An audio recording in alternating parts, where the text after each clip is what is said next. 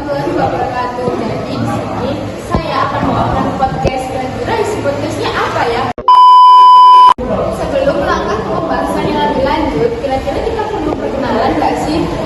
Nah, sebelum itu perkenalkan nama saya Emilia Rinata sebagai host di podcast ini.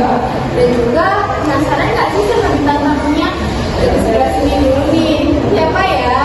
Saya Alicia dan teman saya. Saya udah membuat dulu.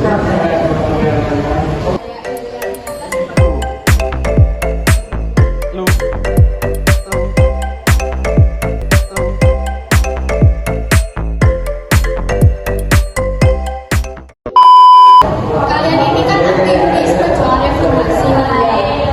Nah, biasanya aktivis-aktivis itu tuh punya seseorang atau tokoh yang dijadikan inspirasi untuk selalu melakukan perjuangan.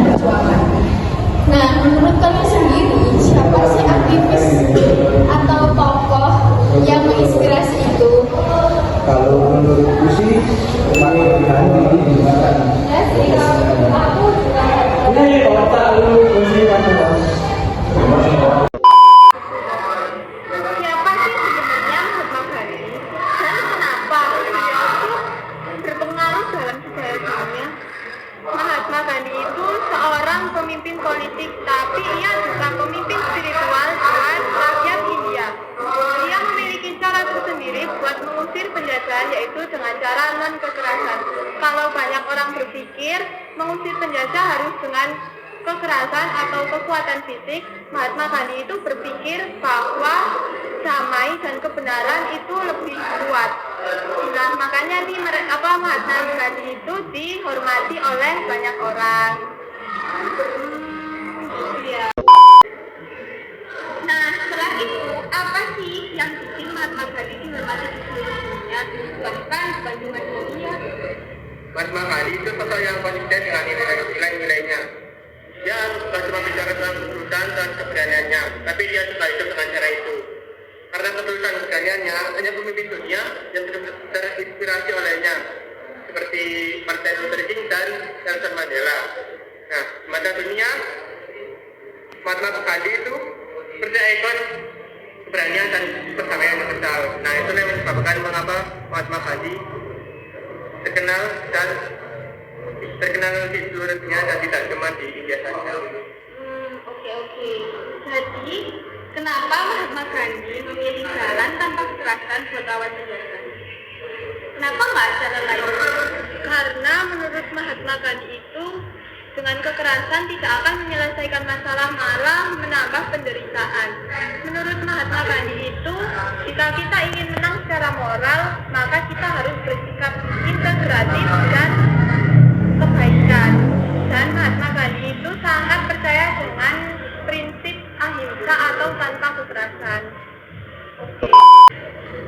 Nah, kalau dipikir nih ya, bisa nggak sih cara Mahatma Gandhi dipakai di zaman sekarang? Bisa banget sih, apalagi prinsip Mahatma Gandhi yang teguh pada kebenaran dan tanpa kekerasan. Pada contohnya seperti protes sosial atau kampanye, tanpa kekerasan bisa digunakan untuk menghindari situasi yang kacau. Dan seperti di medsos, kita bisa bersikap damai dan santun untuk menghadapi debat dan isu-isu yang panas di medsos. Oke. Nah, kalau boleh tahu nih ya, apa sih tantangan terberat Mahatma Gandhi yang dialami selama hidupnya itu? Tantangan terbesar Mahatma Gandhi adalah mempertahankan prinsip-prinsip damai di era kekerasan dan kemarahan. Banyak orang mengira bahwa damai itu lemah, tapi dia tetap berdiri di prinsipnya meskipun itu sulit. Nah, kalau ya Mahatma Gandhi hidup di zaman sekarang, kira-kira gimana sih pandangannya terkait isu-isu global yang berkembang saat ini? Mahatma Gandhi mungkin sangat prihatin, terutama sama masalah lingkungan, ekonomi, dan konflik perang antar negara ini. Dia mungkin akan mendorong kita untuk terus hidup sederhana dan menghargai lingkungan. Soal konflik, Mahatma Gandhi mengharuskan kita untuk negosiasi dalam menghadapi masalah ketimbang perang. Intinya, Mahatma Gandhi mendorong kita untuk mencari solusi yang damai dan adil tentang masalah atau isu-isu yang berkembang besar saat ini. Nah, jadi itu penjelasan tentang Mahatma Gandhi. Gimana?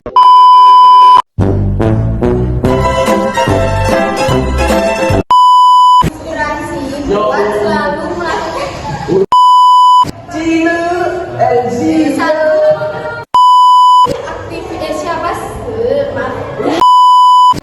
Pembahasannya orang dulu. Oh,